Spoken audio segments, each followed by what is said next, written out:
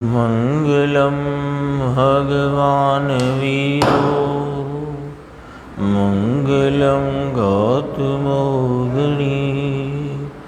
मंगलम कुंद कुंदार्यो जैन धर्मोस्तु मंगलम सर्वमंगलमांगल्यम सर्वकल्याणकारकम प्रधानं सर्वधर्माणां जैनं जयतु शासनम्। मैं नमो तीर्थनायक को, नमो ओंकार वाणी को, नमो उन कुंद प्रभु को जिन्होंने ओंकार धारण की। अहो उपकार जिनवर का, कुंद का दिव्य वाणी का, जिन कुंद ध्वनि दाता उन कहान स्वामी का। चिदानंदिक रूपाए जिनाए परमात्मने, परमात्म प्रकाशाए नित्यं सिद्धात्मने नमः। आचार्य योगेंद्र देव कृत परमात्म प्रकाश नाम का ग्रंथ और इसके दूसरे महाधिकार में मोक्ष मार्ग के वर्णन स्वरूप जो गाथाएं हैं उसमें 63 नंबर का सूत्र आज अपन ने गुरुदेव श्री का उसका 30 मिनट का व्याख्यान अभी सुना है।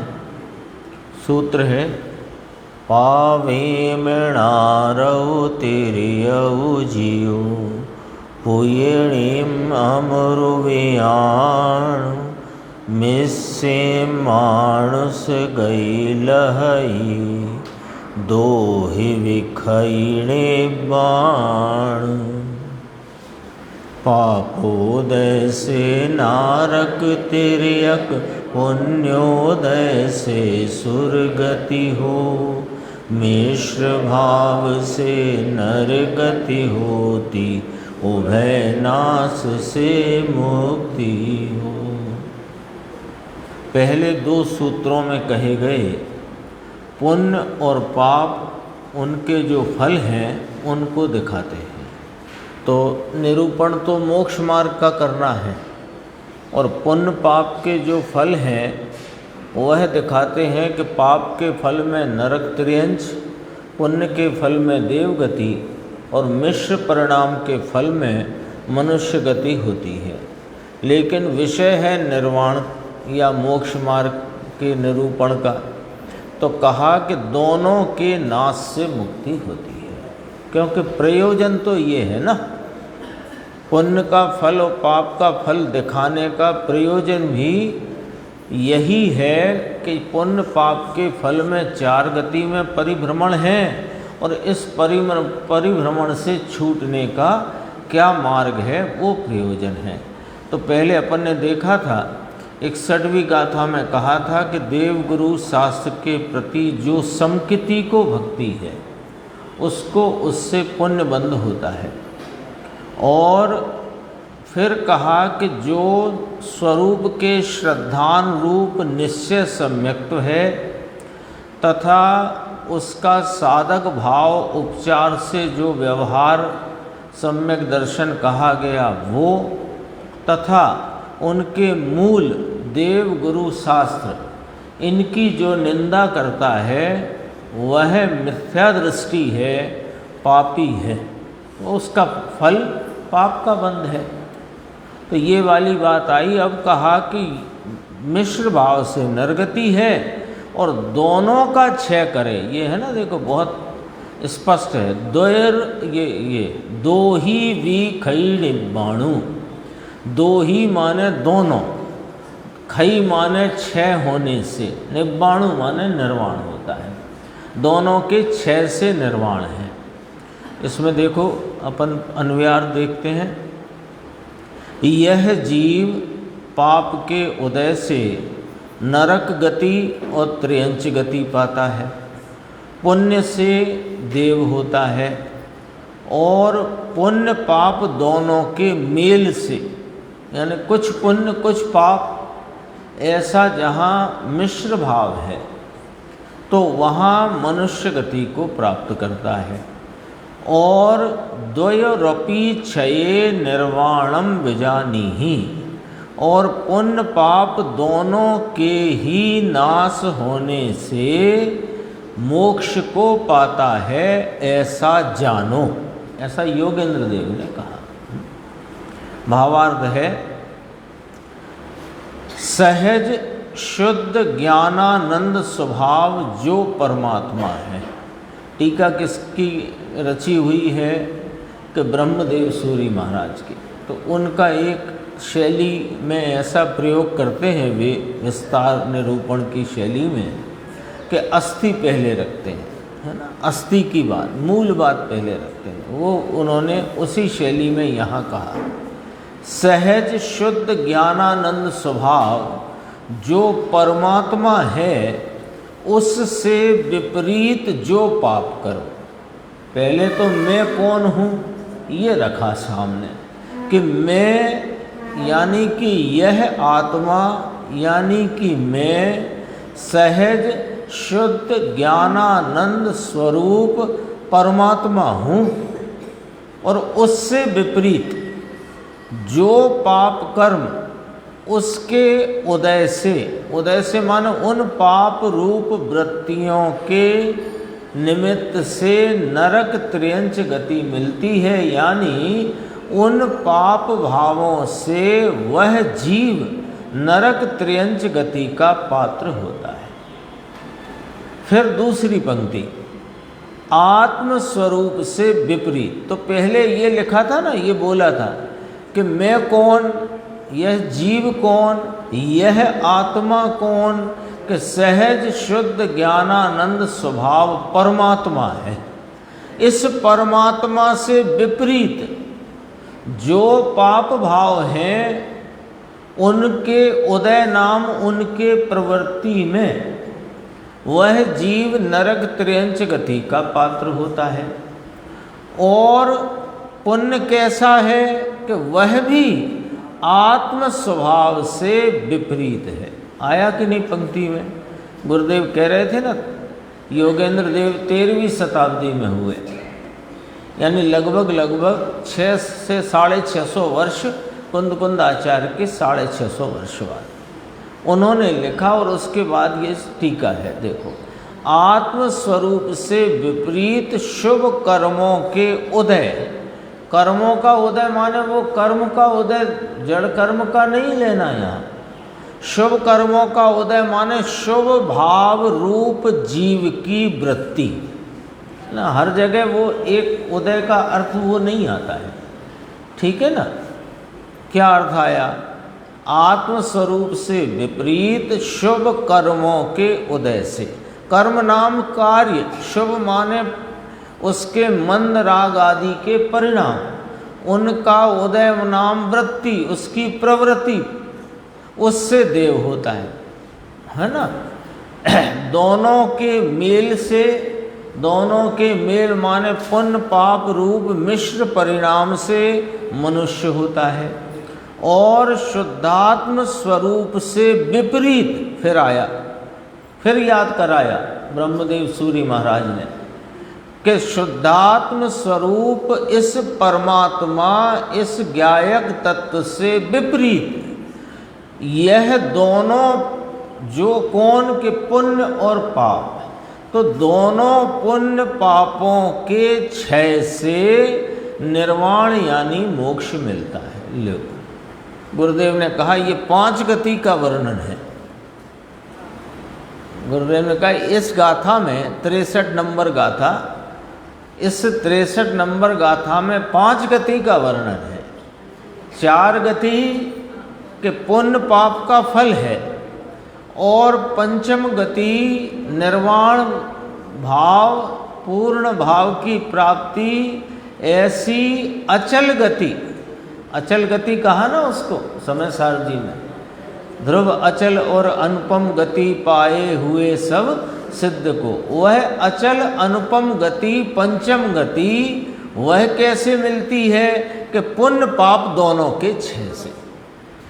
अब बात चलेगी कि क्षय कैसे हो, क्षय कैसे हो उसका, वो बात चलेगी। देखो, मोक्ष का कारण एक शुद्ध उपयोग है, वह शुद्ध उपयोग निज शुद्धात्म तत्व के सम्यक श्रद्धान, सम्यक शब्द में, सम्यक सब शब्दों में लगा लो, सम्यक श्रद्धान, सम्यक ज्ञान, सम्यक आचरण रूप है। इसलिए इस शुद्ध उपयोग के बिना किसी तरह भी मुक्ति नहीं हो सकती, यह सारांश है। बोलो, टीका ही कितनी स्पष्ट है, कहीं उलझन कहाँ? बोलो, है लगता है अपने को कहीं कि इसमें थोड़ा तो ये रहना चाहिए, थोड़ा ऐसा है, थोड़ा होता है, उसका ज्ञान शास्त्रों में यथा स्थान कराया है, लेकिन उसका फल क्या है इसका ज्ञान भी शास्त्रों में कराया है, और उससे छूटना कैसे है उसका ज्ञान भी शास्त्रों में कराया है, जिसका समझो कि बहुत संक्षिप्त में यहाँ इस सूत्र में और टीका में वो बात आ गई। देखो दोबारा से, मोक्ष का कारण एक शब्द लगाया। देखो, एक शब्द क्यों लगाया? मोक्ष का कारण शुद्ध उपयोग है, ऐसा ही कह देते, है ना। यहाँ संस्कृत में भी लिया है, देख लो।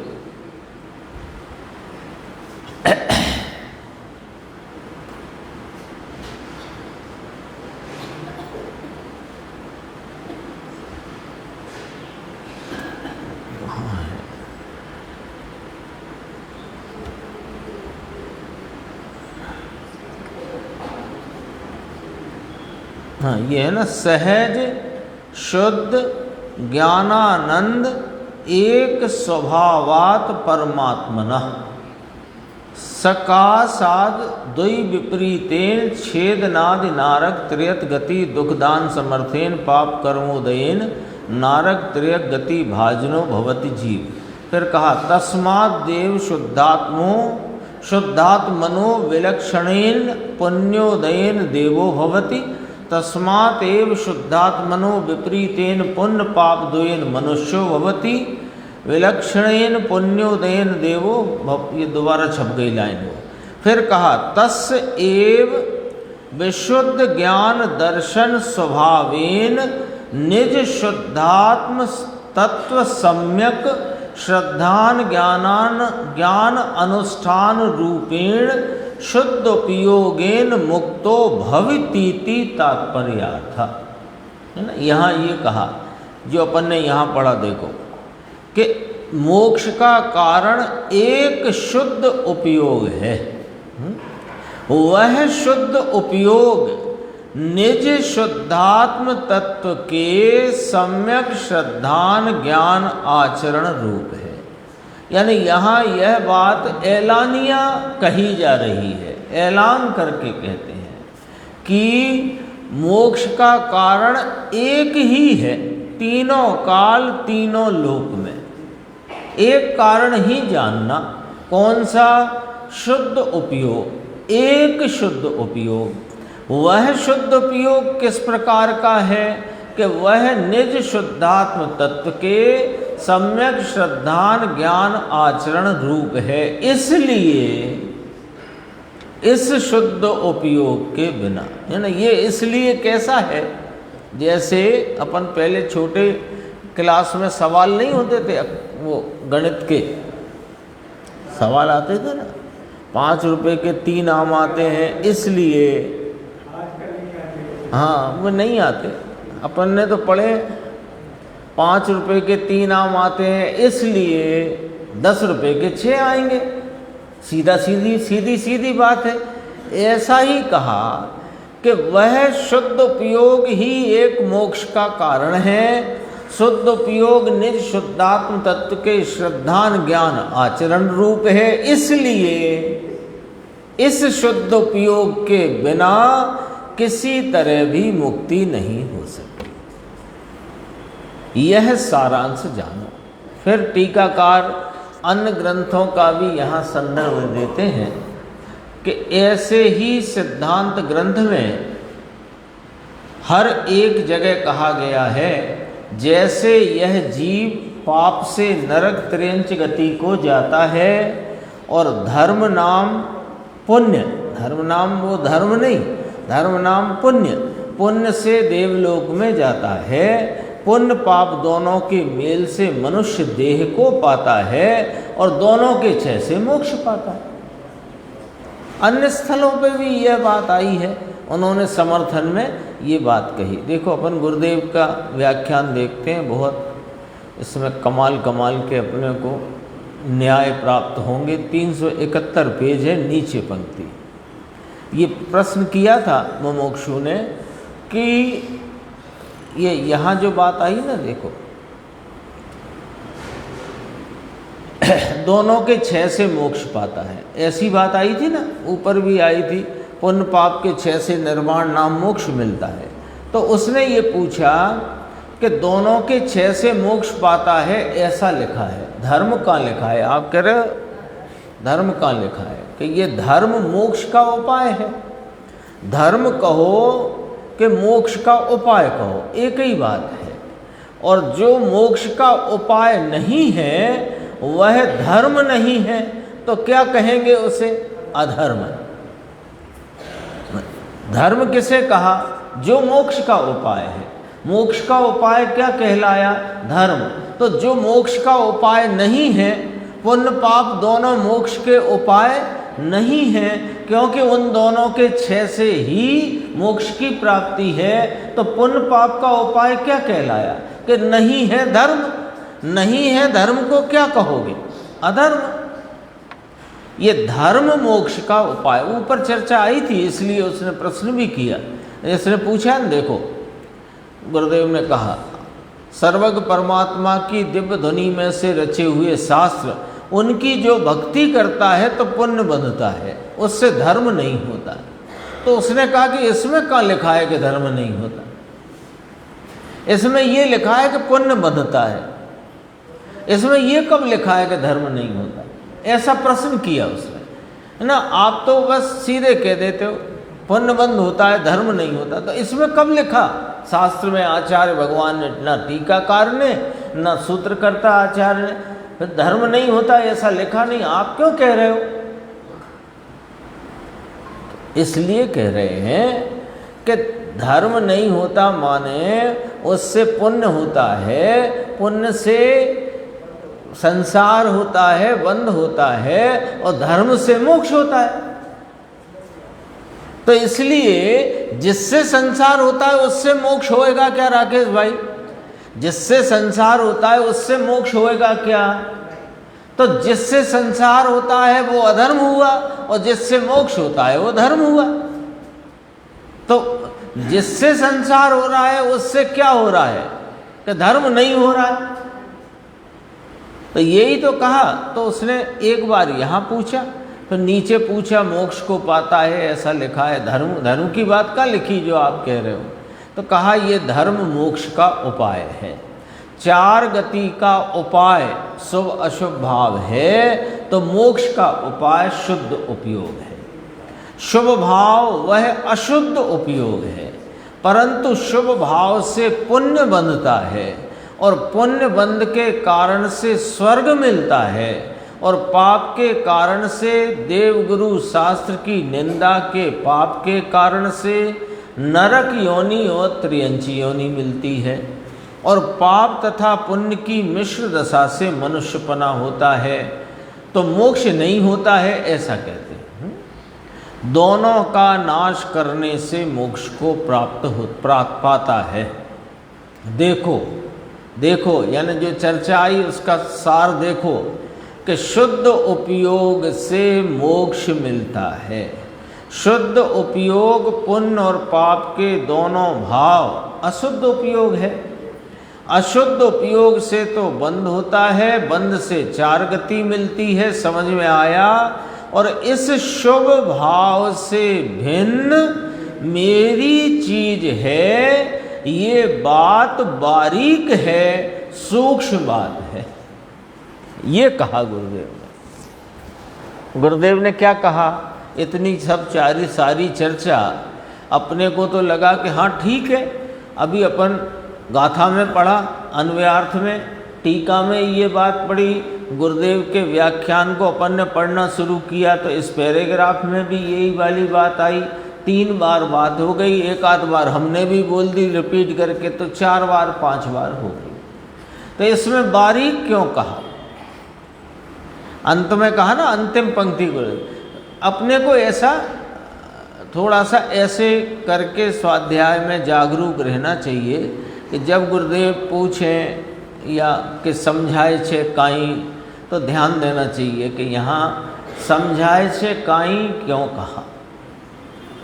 समझ में आया, ये उनका विश्राम का वाक्य है। बोलते बोलते बीच में बोला समझ में आया, वो विश्राम। लेकिन जब वो बोले समझाए छे काई, यानी जिस तरह, जिस रीति से, जिस एंगल से हम समझाते हैं, वो एंगल समझ में आया कि नहीं आया।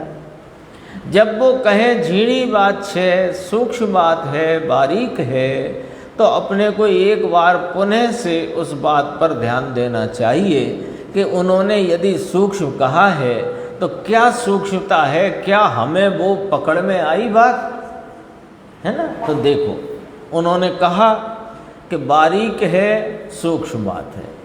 भाई पुण्य पाप के दोनों भाव अशुद्ध उपयोग हैं। शुद्धात्मा के आलम्बन में प्रवर्तित होने वाला उपयोग शुद्ध उपयोग है।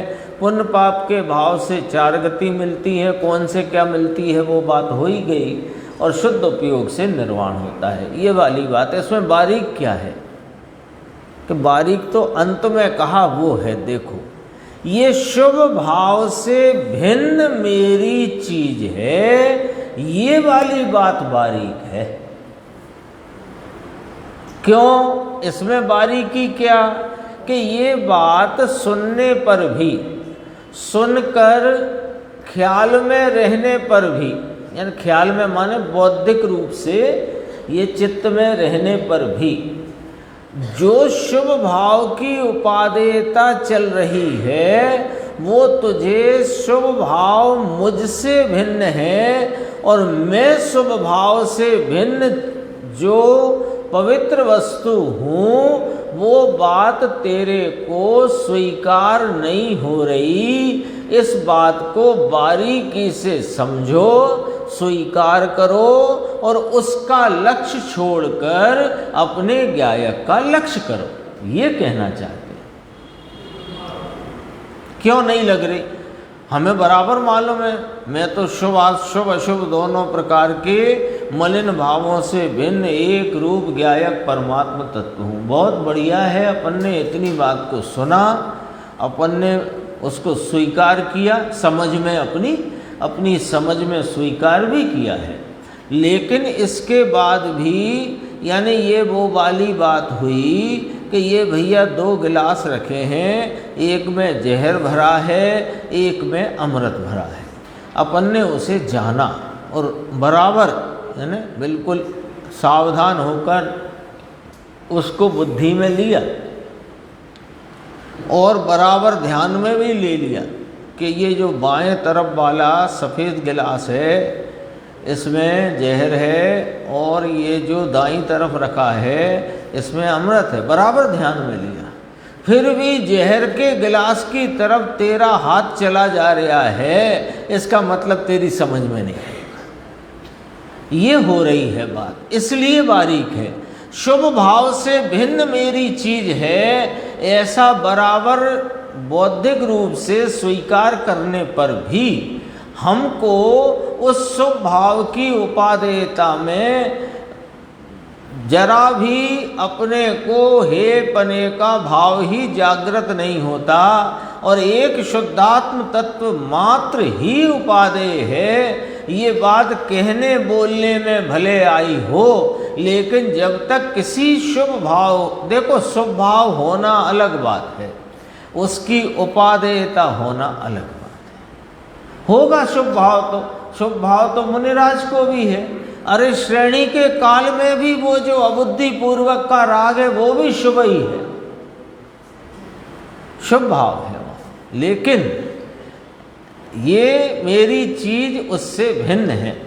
अब देखो, और अब समझाते हैं गुरुदेव।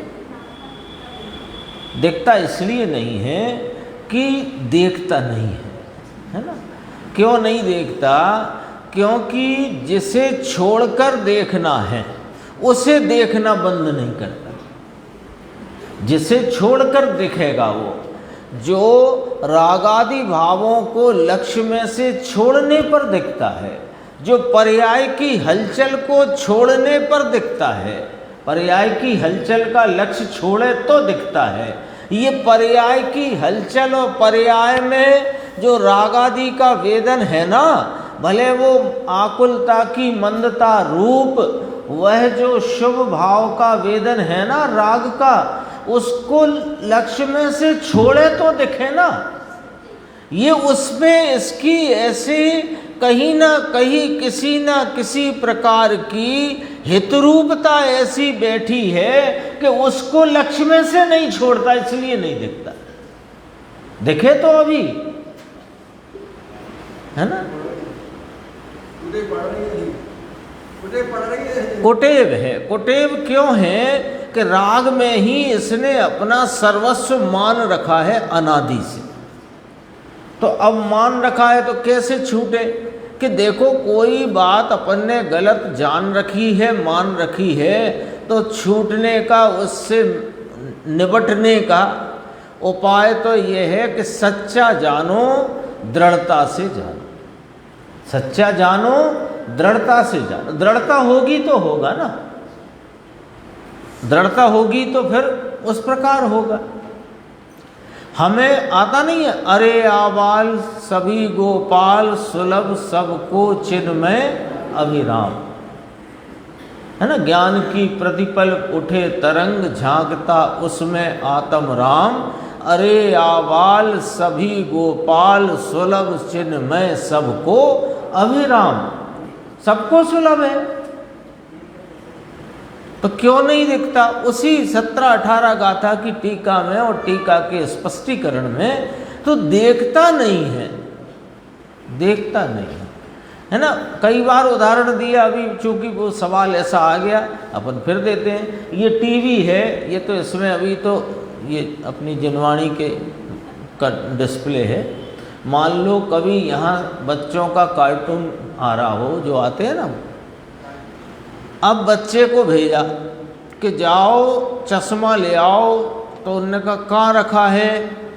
तो हमने कहा टीवी के पीछे। कहा, अब वो गया और टीवी का तो शौक पहले से ही है। भाई साहब कह रहे हैं कुटेव है ना इसको, तो टीवी का शौक तो बच्चे को है ही।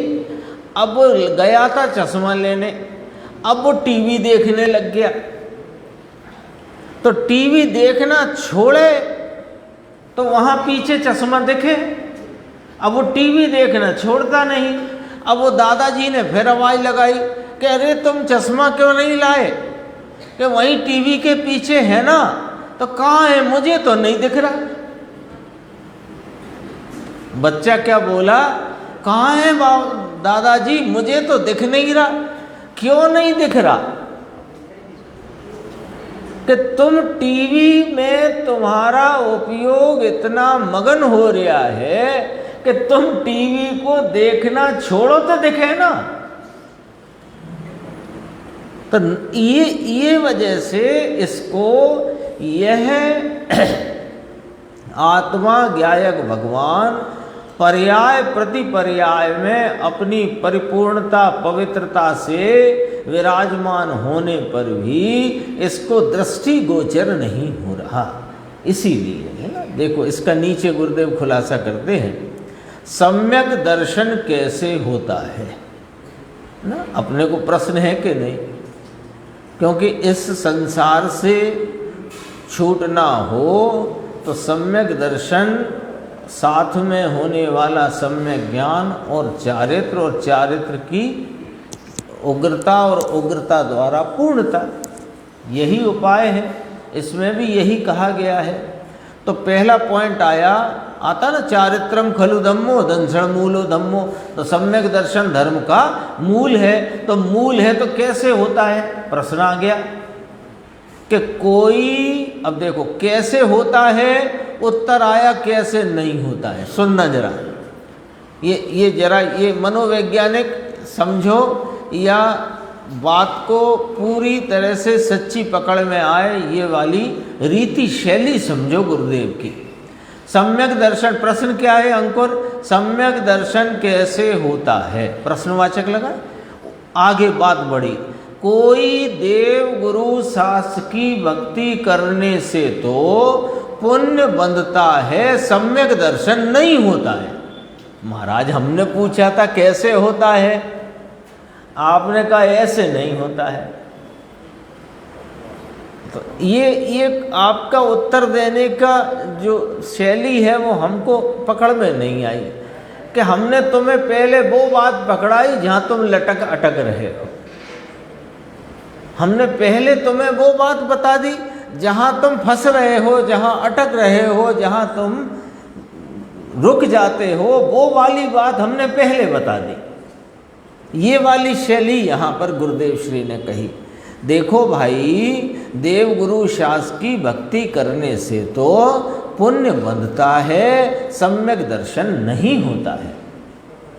फिर कैसे होता है, अब इतना तो बताओ आगे, कि सम्यक दर्शन तो अपना आत्मा शुद्ध चिदानंद ध्रुव स्वभाव, ये इसके लिए भी गुरुदेव ने 11वीं गाथा का संदर्भ लिया।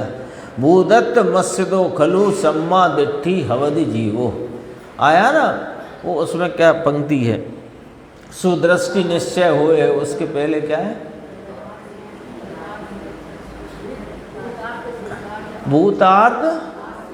भूतार्थ आश्रित आत्मा सुदृष्टि निश्चय होए है। भूतार्थ के आश्रय से ही सम्यक दर्शन होता है। 11वीं गाथा वही कहा, भूदत्त मस्जिदो खलु सम्मा दिट्ठी हवदि जीवो। यह कुंदाचार्य देव की है ना समय सार परमागम की 11वीं गाथा में कहा कि पुण्य पाप से भिन्न पढ़कर अपना त्रिकाली सत्यार्थ भगवान शुद्धात्मा जो है उसकी दृष्टि करना, इसका नाम शुद्ध उपयोग उसमें संकित है। शुद्ध उपयोग में संकित है। शुद्ध उपयोग यानी अपनी उपयोग की वर्तमान दशा से इस शुद्धात्मा को जानने रूप, ज्ञेय बनाने रूप जो ज्ञान का परिणाम उपयोग उसमें संकित है। क्योंकि वहाँ जब इस ज्ञायक भगवान को यह उपयोग ज्ञेय बनाता है तो वहाँ इस भगवान आत्मा के आनंद आदि भावों का प्रकट संवेदन, प्रत्यक्ष स्वयं संवेदन प्रकटता है। वहाँ यह प्रतीति श्रद्धा के द्वारा उत्पन्न होती है कि यह मैं ज्ञायक चिदानंद भगवान हूँ। सूक्ष्म बात बापू लो, फिर सूक्ष्म बात कही। इसमें भी एक प्रश्न अपने सामने खड़ा हो सकता है। सबको मालूम है कि इसमें लिखा भूदत्त मस्जिदो खलु सम्मा दिट्ठी हवदि जीवो, भूतार्थ के आश्रय से सम्यक दर्शन होता है ना, सुदृष्टि निश्चय होए है। तो भूतार्थ के आश्रय की बात लिखी थी, इसमें पुण्य पाप से भिन्न पढ़कर कब लिखा जो आपने कहा? तो कहा उसके पहले कहा है उसी गाथा में, व्यवहार ने सब ही अभूतार्थ है। तो सभी चार व्यवहार ने लिए ना वहाँ पर, तो व्यवहार ने में राग पुण्य पाप आया कि नहीं आया? आ गया ना। तो पुण्य पाप से भिन्न पढ़कर इसके लिए गुरुदेव ने कहा, सूक्ष्म बात बापू, वीत राग मार्ग अन्यत्र ऐसी बात है नहीं। पूरे विश्व के पर्दे पर यह असल बात जीव के सुखी होने का उपाय और कैसा सुखी कि अनंत सुखी। अनंत शब्द में दो भाव, भाव से भी अनंत और काल से भी अनंत। ऐसा अनंत सुखी होने का उपाय पूरे विश्व में एक वीतराग दिगंबर जिन धर्म के सिवाय कहीं नहीं है। न था, न है, न होगा, ऐसी बात है। इसके अतिरिक्त कोई मार्ग नहीं। जैन परमेश्वर वीतराग में भी दिगंबर जैन धर्म वह वीतराग का मार्ग है, इसके अतिरिक्त कोई मार्ग है नहीं, है ना। गुरुदेव तो स्पष्ट बोलते हैं। 373 पे देखना थोड़ा, गुरुदेव ने 11वीं गाथा याद की तो आज 5वीं गाथा की भी उनको थोड़ी आई बात याद स्मृति में। 5वीं गाथा कल कहा था ना, 5वीं गाथा कुंद आचार्य ने कहा, सर्वज्ञ परमात्मा जो महावीर केवल ज्ञानी परमात्मा वे निर्मल विज्ञान घन आत्मा में निमग्न थे। आया था 5वीं गाथा समय सार। यह सर्वज्ञ परमेश्वर महावीर आदि तीर्थंकर केवली अपना आत्मा निर्मल विज्ञान घन आत्मा अंदर है। विज्ञान घन आत्मा अंदर निर्मल है, उसमें वे केवली निमग्न होती है। कल भी आई थी बात, प्रवचन सार में आया कि केवली भगवान किसका ध्यान करते हैं, कि अपने आत्मा का ध्यान करते हैं। वही बात यहाँ ली, निर्मल विज्ञान घन आत्मा में निमग्न होते हैं। तो निर्मल विज्ञान घन में निमग्न हो बेमुनि, केवली को भी मुनि कहा जाता है ना, और मुनि को भी भगवान कहा जाता है। मुनि को भी चलते फिरते सिद्ध कहते हैं, और केवली भी कहते हैं भावी निगमने से।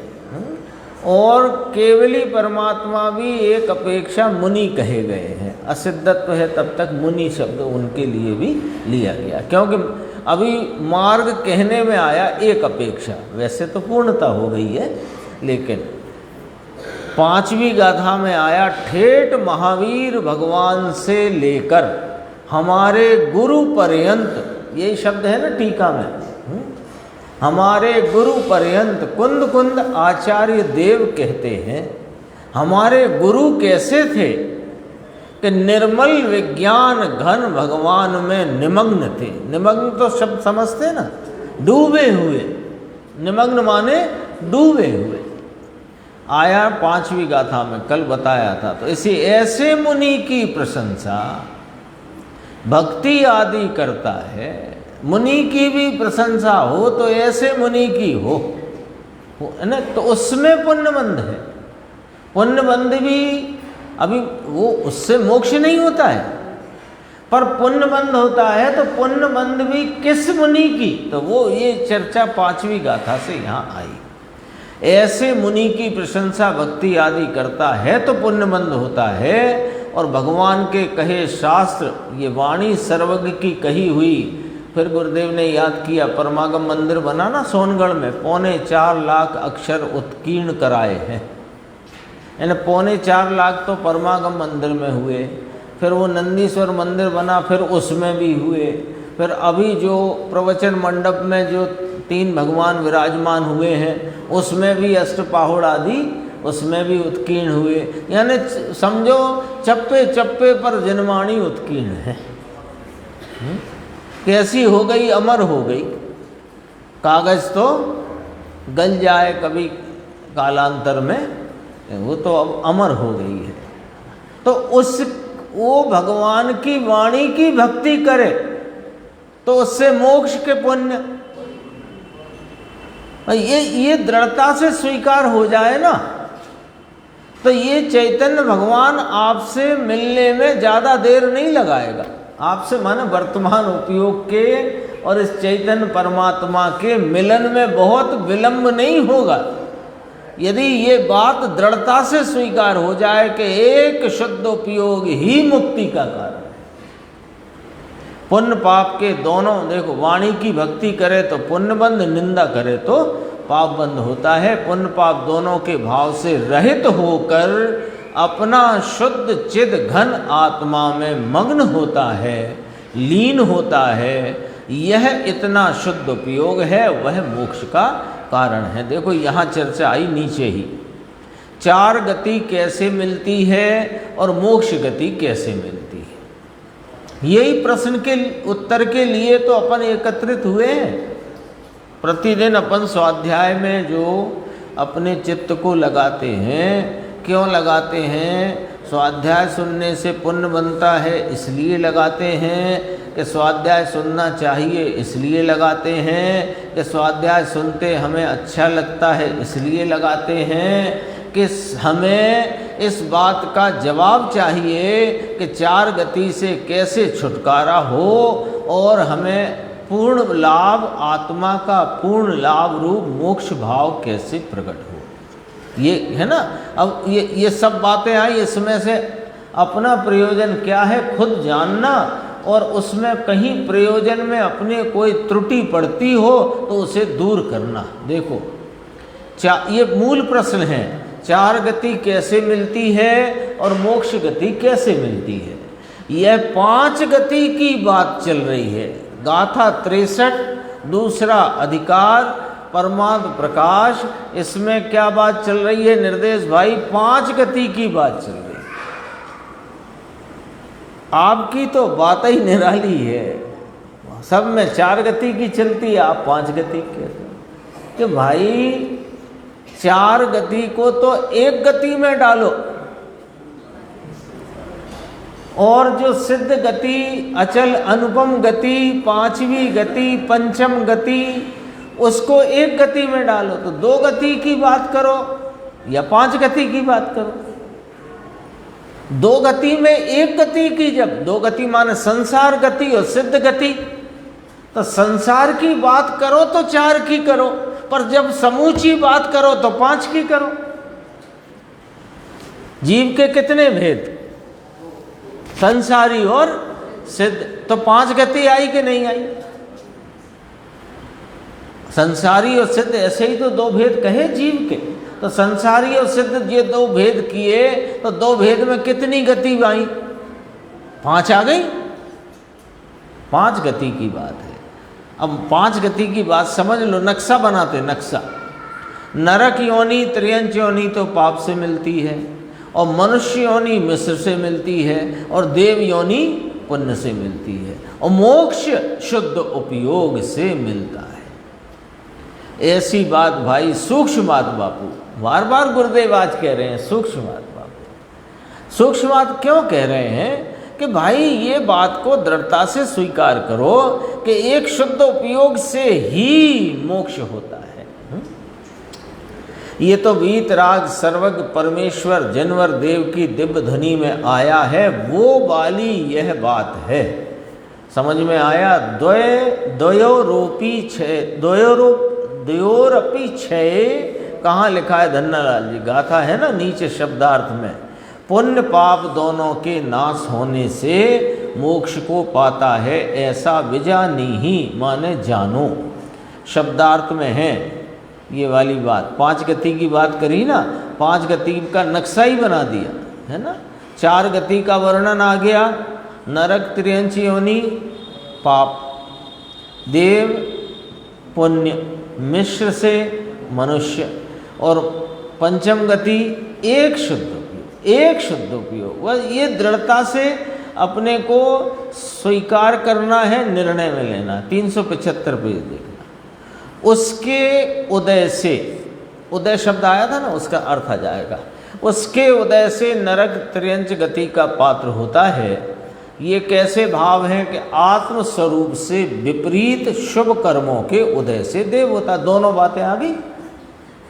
स्वर्ग मिले, पुण्य से मोक्ष नहीं मिलता, ऐसा कहते हैं देवगुरु शास्त्र। वे पर पदार्थ हैं, अपनी निज चीज नहीं। तो पर पदार्थ की भक्ति आदि से शुभ भाव से तो पुण्य होता है। स्वभाव भगवान आत्मा का ज्ञानानंद सहज स्वरूप प्रभु के आश्रय से, सन्मुखता से जो भाव होता है वह शुद्ध भाव है। अब अपने को ये समझा देना चाहते हैं यहाँ कि अशुद्ध भाव से संसार है, 4 गतियाँ हैं, शुद्ध भाव से मोक्ष है। और संक्षेप हो गया ना, सारा विस्तार आया। ये पाप से नरक त्रियंज, मिश्र से मनुष्य, पुण्य से देव और शुद्ध उपयोग से मोक्ष। तो संक्षेप, इसको और संक्षेप कर लो तो सकेल लो बात। तो क्या बात निकल करके आई कि अशुद्ध उपयोग रूप वृत्ति से संसार और शुद्ध उपयोग वृत्ति से मोक्ष। अब ये जानना समझना जरूरी हो गया कि अशुद्ध किसे कहना और शुद्ध किसे कहना। अब ये जानना जरूरी हो गया। जब बात ये आई कि अशुद्ध उपयोग से संसार, शुद्ध उपयोग से मुक्ति, तो अब समझना ये है कि अशुद्ध किसे कहना और शुद्ध किसे कहना। तो कहा कि बहुत सरल है कि जो पर पदार्थ में लगता हुआ उपयोग है वह अशुद्ध उपयोग जानना, और जो इस निज ज्ञायक परमात्मा पवित्र परम पूर्ण ये जो अपना चैतन्य महाप्रभु, इसकी ओर लगता उपयोग वो शुद्ध उपयोग है। हिसाब हो गया। अशुद्ध किसे कहा कि जो पर पदार्थों में लगे वह उपयोग अशुद्ध है, उसका फल संसार है। और जो इस निज ज्ञायक परमात्मा में उपयोग लगे, यानी जो उपयोग इस निज ज्ञायक परमात्मा को जानने का, अनुभवने का विषय बनाए, वह उपयोग शुद्ध है और उसका फल मोक्ष है। तो पर पदार्थ और सकेल लो, पर पदार्थों में उपयोग वृत्ति अशुद्ध उपयोग है, वहाँ राग आदि उत्पन्न होते हैं। बिल्कुल समझना ध्यान से, नक्शा ही बनाना है। बात तो आज कोई बारीक है नहीं, लेकिन महत्वपूर्ण है। बारीक नहीं है, बहुत बारीक बात नहीं की गई है, लेकिन महत्वपूर्ण बात की गई है। नक्शा बना रहे हैं संसार और मोक्ष। संसार किसके फल में कि वह अशुद्ध उपयोग के फल में संसार, शुद्ध उपयोग के फल में मोक्ष। अशुद्ध उपयोग कैसे और शुद्ध उपयोग कैसे कि जो पर पदार्थों में लगता हुआ, पर पदार्थ को जानने में लगता उपयोग है वह अशुद्ध उपयोग, वहाँ राग द्वेष भावों की उत्पत्ति है। और जो स्वरूप में लगता उपयोग है वह शुद्ध उपयोग है, वहाँ आनंद आदि वीतराग भाव की उत्पत्ति है। हो गया हिसाब किताब, नक्शा बन गया कि नहीं। अब मोक्ष के लिए कहाँ उपयोग लगना चाहिए कि आत्मा में, और जो पर पदार्थ में लगे उपयोग उससे क्या मोक्ष होगा कि नहीं होगा, निर्णय करना है। नक्शा आपके सामने है कि नहीं। इधर जाओगे तो खजाना भरा पड़ा है, और इधर जाओगे तो कांटे गड्ढे और अनेक प्रकार के संकट है। नक्शा आपके सामने है। अब अपने को करना क्या, अब चलो थोड़ा थोड़ा संकट, कि थोड़ा थोड़ा संकट नहीं, तुम संकट को उपादेय करोगे तो संकट में ही रहोगे।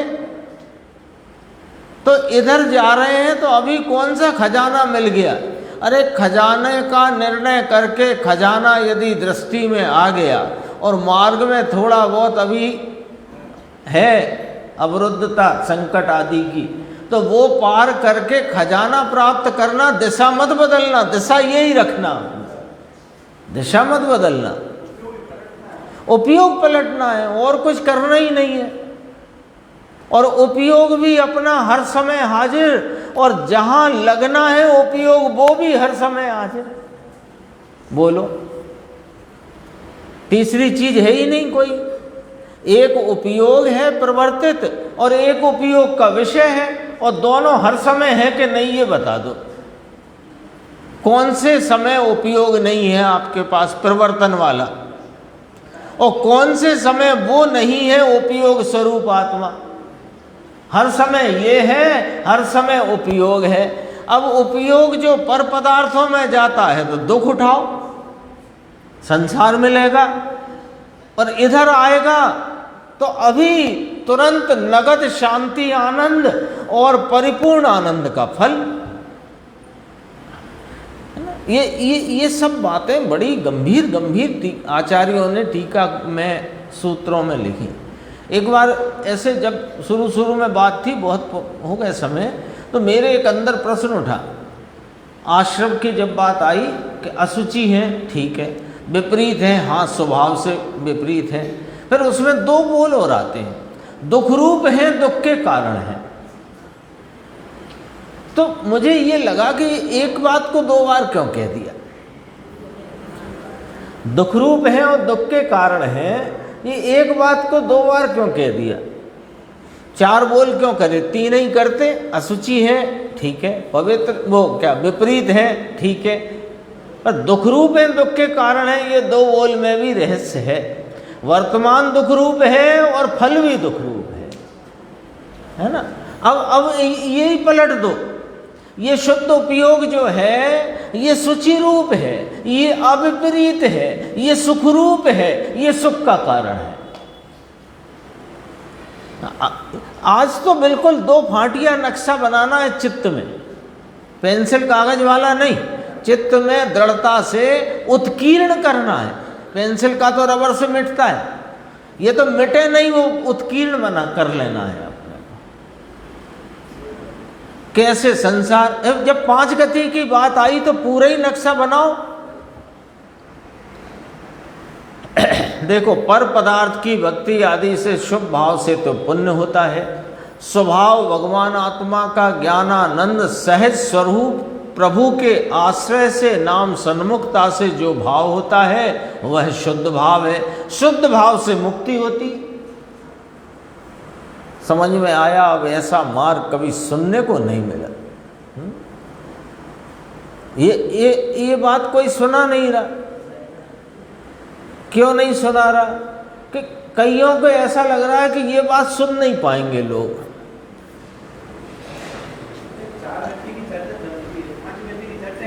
चर्चा ही नहीं चलती।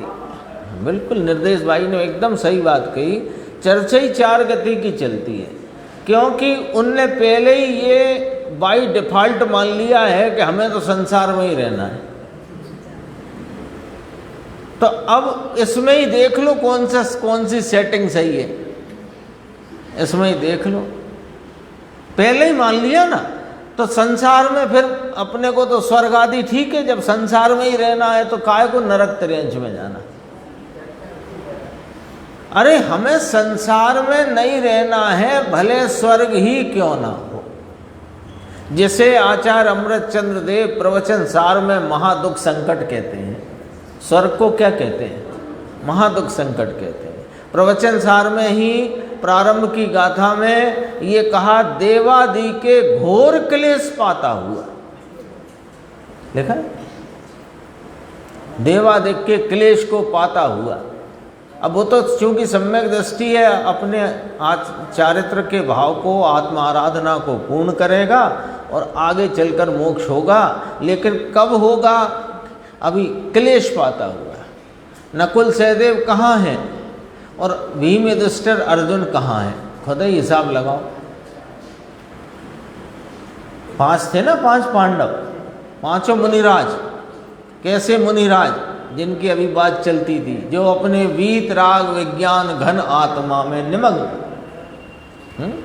5 में 3 कहाँ, किस भाव में? कि परम शांति, अनंत आनंद में, और 2 क्लेश में। सर्वार्थ सिद्धि में बोलो, अनंत आनंद के क्लेश है। शुद्ध भाव से मुक्ति होती है। तो कहा ऐसा मार्ग कभी सुनने मिला नहीं। थोड़ा सा अपन 376 पर देखते हैं, नीचे देखो, थोड़ा ही है भाई, पूरा होगा। महाविदेह क्षेत्र में साक्षात मौजूद विराजते हैं सीमंदर आदि 20 जिनेश्वर तीर्थंकर परमात्मा, जिनकी दिव्य ध्वनि में इस जीव के दुखों के मिटाने का उपाय निरंतर चल रहा है, ऐसे वे तीर्थंकर परमात्मा अभी विदेह में विहरमान भगवान हैं। विहरमान, वर्तते हुए विद्यमान। कुंद कुंद आचार्य देव वहाँ गए थे, दिगंबर संत वहाँ 8 दिन रहे थे, संमत 49 में। वहाँ से आकर शास्त्र बनाए। उन सब शास्त्रों की छाप परमात्म प्रकाश आदि सभी शास्त्रों में पड़ी है। समझ में आया? यही बात लेते हैं ना भाई, पश्चात भी निश्चय प्रतिक्रमण लेंगे। ये सब समय सार की छाप है। ये परमात्म प्रकाश में भी समय सार की ही शैली यहाँ पर, जो शुद्धात्म तत्व की प्राप्ति के उपाय रूप और उसकी पूर्णता कैसे हो, इसके उपाय की ही यहाँ पर एकदम दृष्टि की प्रधानता वाली अध्यात्म के रस को परोसती ऐसी सारी वाणी इसमें समाई हुई है। वहाँ कहा है, कहाँ? समय सार पुण्य पाप अधिकार, है ना। टीकाकार आचार्य अमृत चंद्र देव टीका करते हुए कलश कहते हैं। उस कलश में यह कहा है कि चांडालनी के 2 पुत्र हैं, पुण्य और पाप। उसके लिए दृष्टांत दिया है। चांडालनी के 2 पुत्र हैं, एक ब्राह्मण के घर में पला है और एक चांडाल के घर रहा है ना। हैं तो दोनों चांडालनी के पुत्र। इसी प्रकार पुण्य और पाप दोनों विभाव के पुत्र हैं। वे धर्म के पुत्र नाम स्वभाव के पुत्र, स्वभाव के जन्य नहीं हैं, स्वभाव से उत्पन्न होते नहीं हैं। कल बहुत अच्छी दोपहर को एक पंक्ति आई थी गुरुदेव के व्याख्या 85 का सन 1964 की। कहा कि ये जो राग उत्पन्न होता है ना भैया, ये कैसे उत्पन्न होता है कि ना तो ये पर निमित्तों यानी जो संयोग है उनसे उत्पन्न होता है, न कर्म के उदय से उत्पन्न होता है। अरे यह तो इस आत्मा की शांति को लूट कर उत्पन्न होता है। टीटू भाई दोपहर को आई थी बात, क्योंकि लूटकर उत्पन्न हुआ का अर्थ बहुत अच्छा उसमें स्पष्ट होता है कि ये जो चैतन्य परमात्मा शांति सागर है ना, ये जो शांति सागर अपना चैतन्य भगवान, इसकी हर परिणति में शांति और आनंद होना चाहिए। और वो शांति और आनंद तो उत्पन्न हुआ नहीं, और राग विकार और आकुलता उत्पन्न हुई, तो इस शांति को, इस आनंद को किसने लूटा? के उस उपजे हुए राग ने लूटा है। ये राग शांति को लूट कर खड़ा होता है। आत्मा की शांति को लूट करके ये राग उत्पन्न होता है। देखो, वो धर्म के पुत्र नहीं है, विभाव है। पुण्य और पाप दोनों विभाव हैं, ये कहते हैं यहाँ। शुद्धात्म स्वरूप से विपरीत इन दोनों पुण्य पापों के क्षय से मोक्ष मिलता है। अरे एक बात भी सत्य इसे बैठनी चाहिए, बहुत ज़्यादा नहीं जानना की जरूरत है।